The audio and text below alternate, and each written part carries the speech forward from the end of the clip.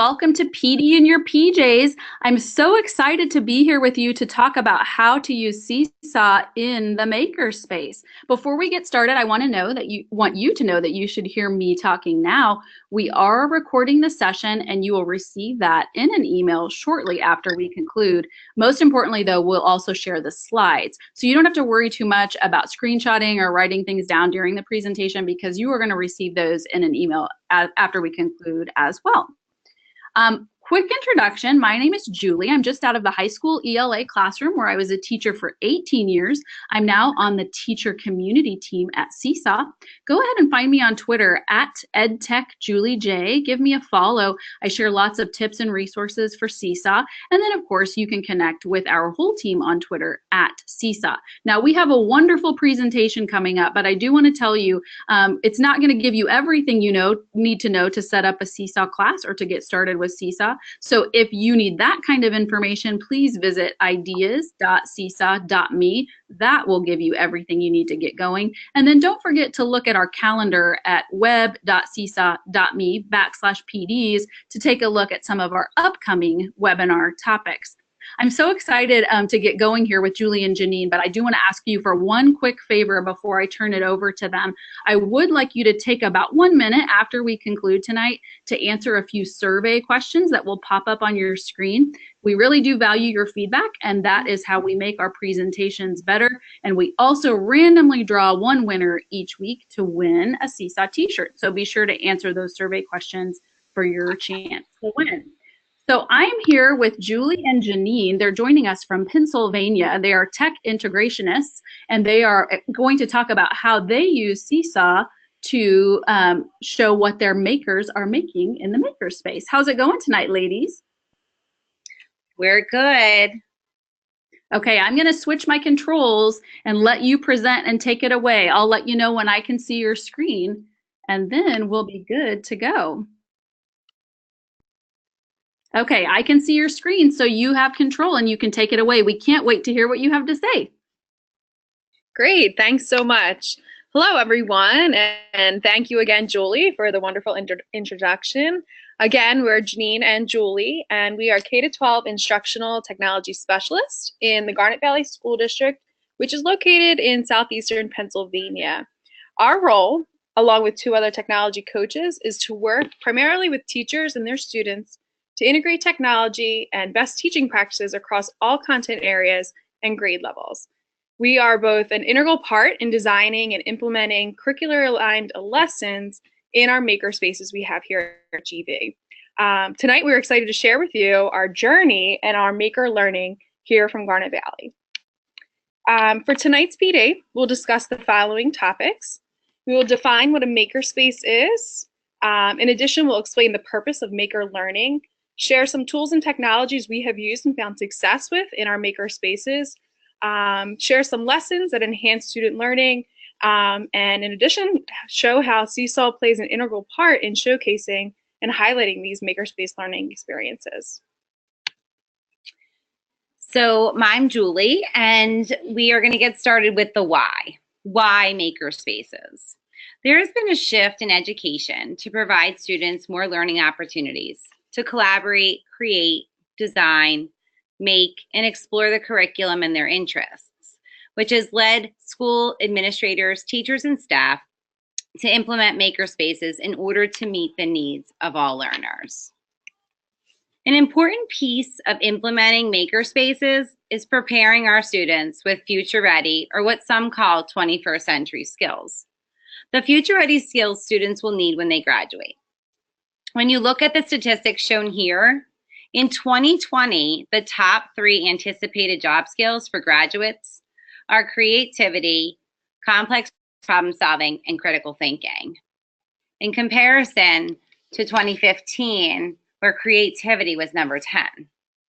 This graphic is a clear example of how our jobs are changing and the skills for those jobs are changing as well.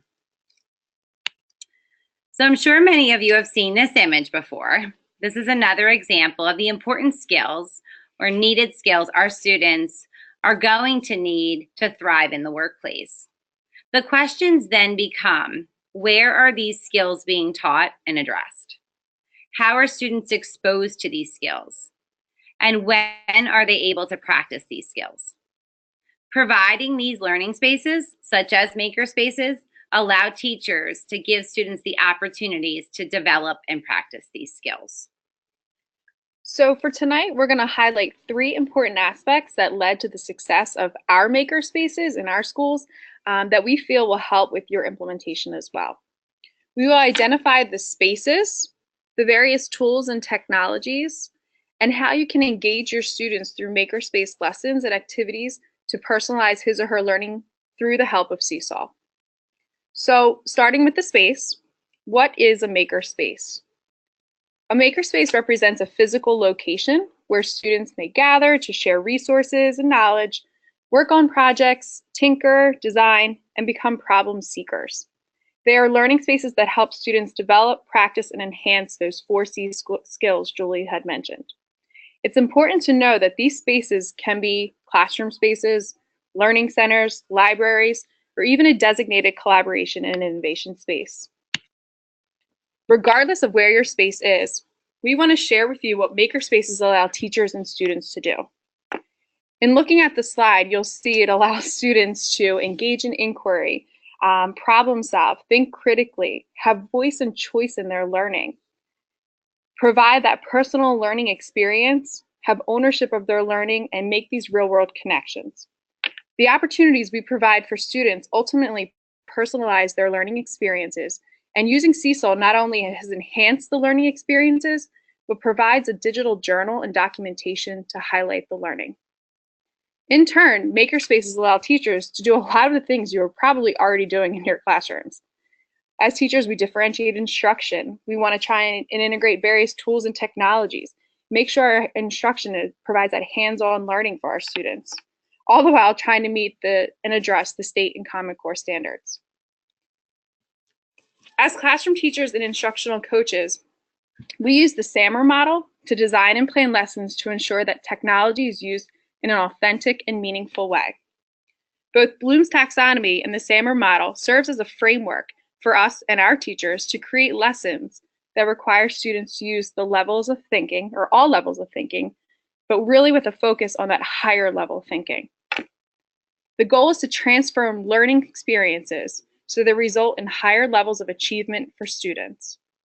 Teachers need to not only create tasks that target the higher order cognitive skill, but also design tasks and learning experiences that have a significant impact on the student outcome.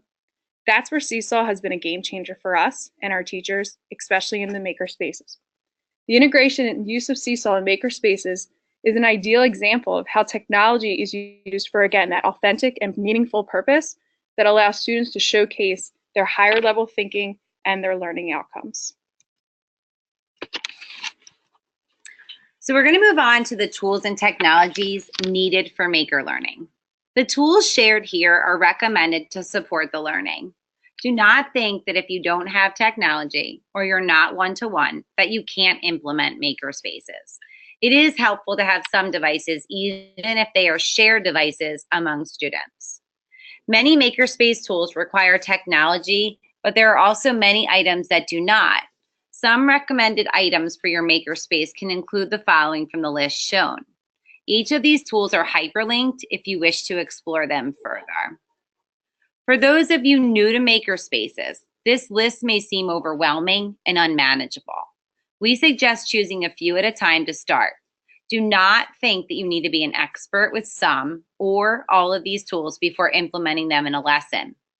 Part of the process is having students problem solve for themselves and figure things out and teach one another. In addition to those tools, here are some recommended apps that we use and integrate in our makerspace lessons. Again, each icon is hyperlinked for you to further explore. But tonight we're going to highlight a few of these apps in our featured lessons, in addition to some of the makerspace tools Julie had mentioned, and show how they integrate well with Seesaw. You will notice the app icons will be visible and linked on the following slides. First, we want to highlight the technology usage. We have 3 great apps for using technology integration in our maker spaces. We have Green Screen by Doink, Chatterpix, and Minecraft. We're going to share 3 examples with you in hopes that you would get to use some of these great ideas for using these types of projects in your makerspace. Green screen videos are easy and fun, and a fun way to create, but also provide teachers the opportunity to assess students' comprehension, fluency, and knowledge of a particular skill or topic. On this slide, you'll see that there are directions on how to use green screen that are at the top of the slide. Another great app is Chatterpix, where students are able to work on his or her fluency skills, as well as create a fun way to share his or her work. This project was done in Chatterpix and then uploaded to Seesaw. This is an example from one of our kindergarten teachers in their classroom. I'm sure many of you are familiar with the book, A Case of the Stripes. You will see the recording was done in the app Chatterpix and then again uploaded to Seesaw. My name is Camilla Cream. I didn't know what the other people would like, and I got scared, and then I got the Case of the Stripes, and now I got the...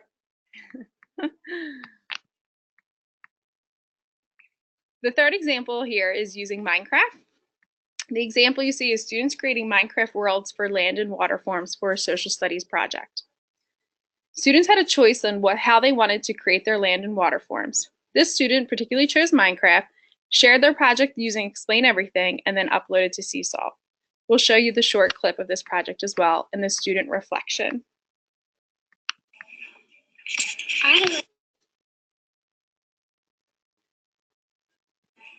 The Minecraft took a long time, and it was hard for it to look realistic because it's all blocks and squares. I think that the putting in all the pictures into Explain Everything was easy, and posting to Seesaw.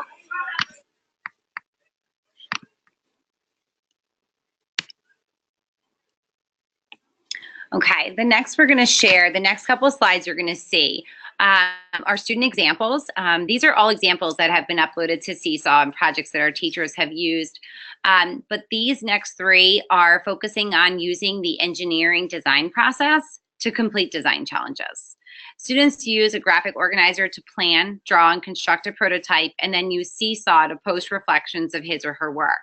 The link to this organizer can be found on this slide at the bottom. So we're going to share that. I mean, you can see that, but you can tweak that and edit that for your grade level and what you think is appropriate for your students. But the first example that you see here is from a 5th grade student. This is an example of using the design process and connecting the challenge directly to the 5th grade curriculum. Students also use Seesaw to post his or her final project and share reflections. This post was shared by one of our 5th grade teachers. You'll see the challenge is on the one side of the slide, and then I'm just going to quickly share with you what this looked like in Seesaw. And this does not have sound. This is just going to see the process of the problem solving.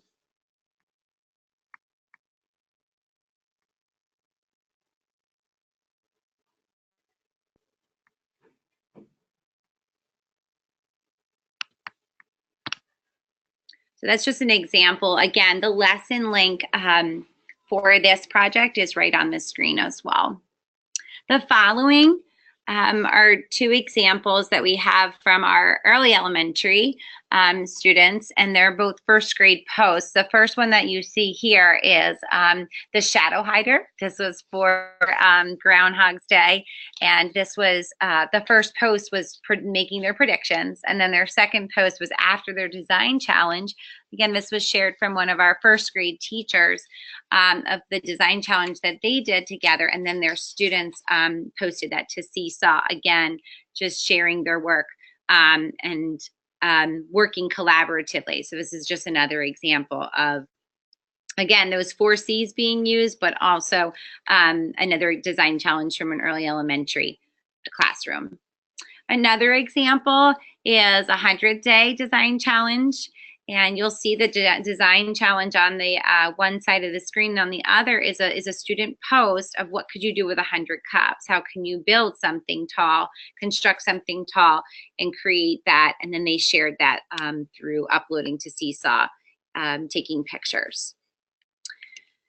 The next ones that you'll see here are some science examples that we do in the makerspace. These are tools that can be used specifically for science, but not limited to science. So the first one that you see are the Makey Makey kits. They're excellent for maker lessons. They provide students with hands-on opportunities to build circuits in a fun and engaging way. On the opposite side is the snap circuits, which also go along with building circuits using all different types of tools. Some of you may be familiar with them.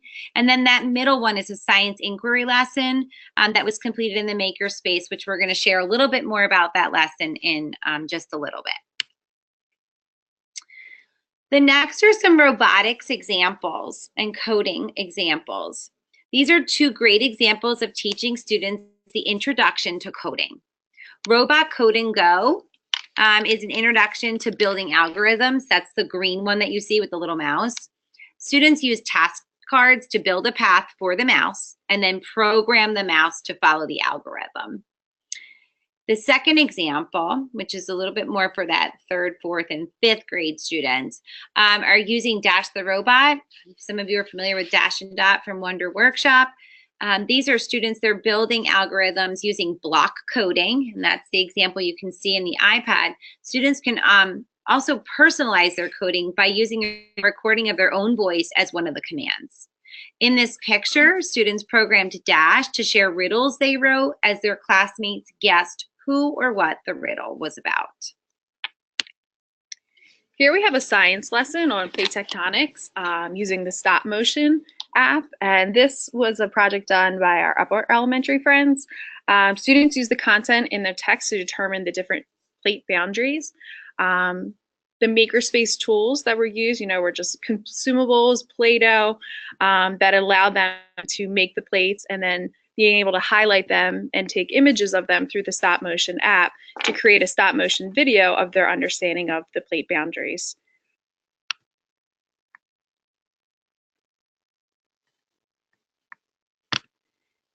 They then put it into iMovie, or through stop motion. This is our world now, but not too long ago, it looked like this. This is Pangea. These are the 3 boundaries: conversion, diversion, and transform.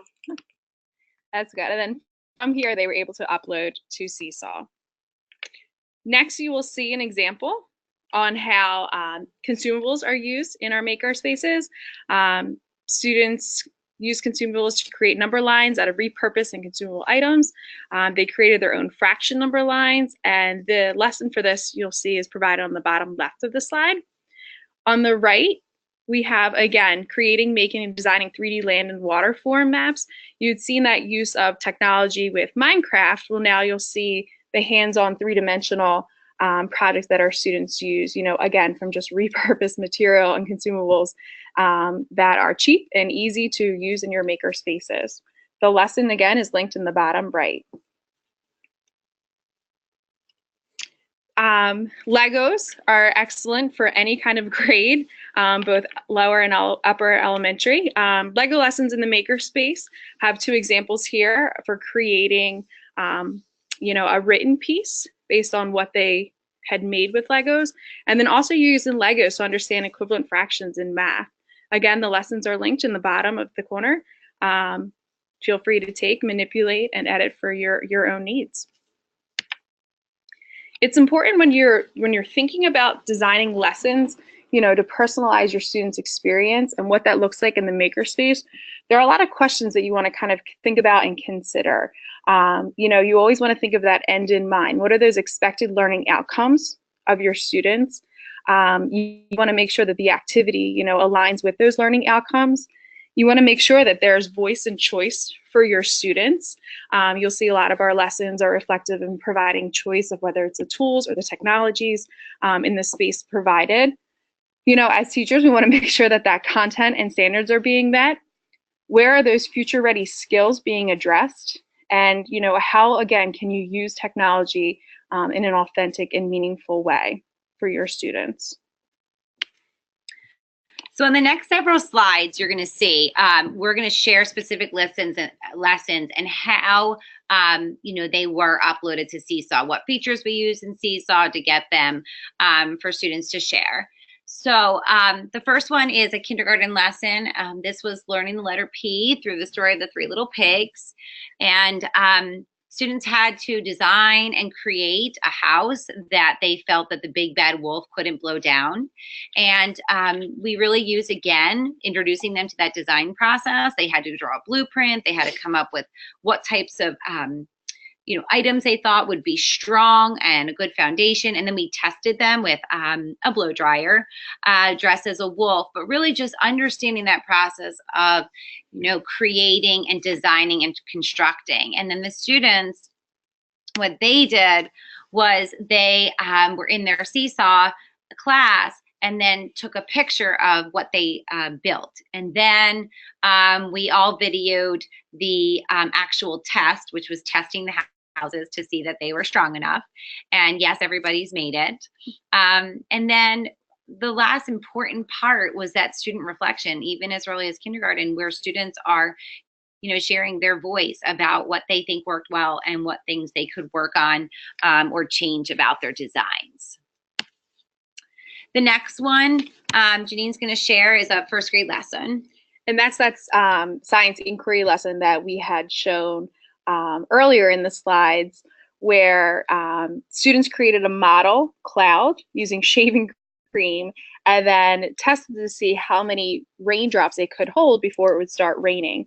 They have the hands-on activity of the hands-on piece, and then the seesaw piece is first collecting the data of how many raindrops it could hold, having live videos of the rain falling through. But again, you could either have photo or video, upload to the camera roll. And then in this feature, we had students, for their picture of their experiment, label the work and then share the outcomes using the recording feature. Okay, another example of using the robotics. We use the Dash robots, and this one was a different app. The app is located in the bottom of your screen. This was the Go app, but the focus was on identifying fractions on a number line. And so the students had to first design a plow that could be connected and used with the robot, and then use fraction cards to determine where fractions belonged on the number line. And then they had to plow snowballs to those direct locations. You can see in the picture, there was a number line on the floor, and then you'll see the fraction cards, and you'll also see the app there. So they really had to work together and determine where those fraction cards went. So that then, in Seesaw, we had someone videoing, Dash plowing the snowballs. We had another student identifying the cards and the answers. So they really worked together on this, but everyone was responsible for their own uploads to Seesaw. They did use the photo features, as well as we really have been pushing the reflection piece from our students. So at the end of each of their lessons that we have them upload to Seesaw, they're really doing that reflective piece. An audio recording of the reflections. Another example, this is a fourth grade, and all the ones we're sharing with you tonight, all the links are at the bottom of the screen, so feel free to take these lessons and tweak them for them to work for you. This is an example of a hands-on choice learning for fourth grade. I'm sure many of you have one of your grades study the state that you live in. Ours is Pennsylvania, and our students study the state of Pennsylvania. And this is a hands-on learning that requires students to do multiple tasks, green screen, they have to work in Minecraft, they have to build with Legos and repurpose and consumable items. And then the final is uploading everything into an explain everything, and then uploading to Seesaw for that final piece. And then again, reflecting on their work. One, the choice aspect. Two, collaborating and communicating with each other, problem solving through the entire project. So for that hands-on project, they're really using all the tools in Seesaw. And it's not listed here, but even giving links to where they, got some of their information and research from as well. Okay, and then fifth grade, this is an example of a hydroponics lesson and the effects of pollution. Students in fifth grade in our schools study ecosystems. They worked in groups and researched an ecosystem. They first built a model ecosystem from one that they researched. And then the next part of the unit was studying the effects of the pollution on the ecosystem. We got into the pollution effects, and then we focused on hydroponics, which was the big question was, what is a sustainable way to grow food? And they tested both soil-based and water-based growing of lettuce seeds. And you can see a picture there. So the students did a ton of work in Seesaw because they had to follow the process of, their seeds growth as well as their project posts. And then the final part of this project was a design challenge. They were tasked with designing a plant wall and finding a way to have a self-watering system for the plant wall. And it all was done at the end of last year, but this year's 5th grade students will actually get to install that wall. The lessons for this project are included at the bottom of this slide with all of the links to the particular sheets. And I already kind of shared with you how we uploaded that to Seesaw. We used the photos, the drawings. A lot of them were notes talking about what they felt, again, about the growing of both the soil and we used coconut coir for the hydroponics, and then also recording reflections as well. What's nice with Seesaw is that, especially from the science end, is it has taken the science notebook away, and now you have a digital science journal. A lot of our makerspace lessons you'll find at this website here, www.gvtechcoaches.weebly.com, or you can scan that QR code and it'll directly take you to the web as well. We really want to hear from you and learn from you as well. So we would love for you to share what you're doing with your maker learning. Feel free to use that Seesaw in the Makerspace hashtag so that we can share and make sure you tag Seesaw as well, just what's going on in your schools, in your classrooms with maker learning. And feel free to follow us. We would love to follow you and see what you're doing in your classrooms as well. We'd also like to give a big thank you to Julie and Angela from Seesaw for inviting us to share our work and highlight Seesaw in the makerspace. And most importantly, we just really want to give credit to our school district, as well as all the teachers listed on this screen. Which some of them are listening tonight, which is awesome. And hopefully you've seen some of the great work that you have allowed your students to do in our maker spaces. But all of these teachers work with us very closely, as well as shared some lessons with us to be able to share with you. So thanks so much for listening tonight. And if you need anything or you want to reach out, please feel free to do that. Yeah, and we'll put back that website there for you, so that way you have it in case you need it. Julie and Janine, this was so wonderful. I just literally am in awe of your generosity. You shared so many wonderful links and resources and ideas, and our listeners are really going to benefit from that. Will you do me a favor too in a minute and put back up the slide that has your pictures on it and your Twitter information? Because I'm going to remind our listeners that that's where they can reach you if they have questions here in the near future. Just a reminder, in case you joined us late tonight, you are getting this recording and their slides in an email coming to you in about 2 hours. I have time for a couple of questions. Mostly right now in the question box, I just have a lot of excitement and thanks. But if anybody wants to ask Julie and Janine a quick question, go ahead and type it in. We can take a few. Are you guys good? You can stay around for a few minutes if we get a few questions. Yeah, we love questions. This was so wonderful. I loved all of the pictures and specifics you included. That makes it really easy to get your mind around all of these projects, I think, as a listener. So thank you. That's really to all of our benefit. And I'm so excited because we probably will have people listening to this recording or watching this video later, even those people who are not with us live tonight, and they'll get all access to all of those same resources. So that is really wonderful, and I appreciate your generosity. Okay, I have a few questions coming in. Let me read those real quick and throw them your way. Okay, so Carrie is asking an interesting question. Maybe you can clarify it for our listeners. How would you compare like makerspace to something like play-based learning? I think, there's so many terms that are so interchangeable at times. I think sometimes with, the language that we use here in our district, we like to think of maker learning that it includes the standards and it's connected to our content and curriculum. But I'm sure that in other parts, especially in the U.S., like they may use words like play-based, and that may mean the same thing. But for here, I think a lot of our teachers would find that to be just confusing. Is, are we allowing them like free play? One of the things that we didn't address here, because we really wanted to focus on the content and connecting it to maker learning, is there are times where we do have that free play in our maker spaces.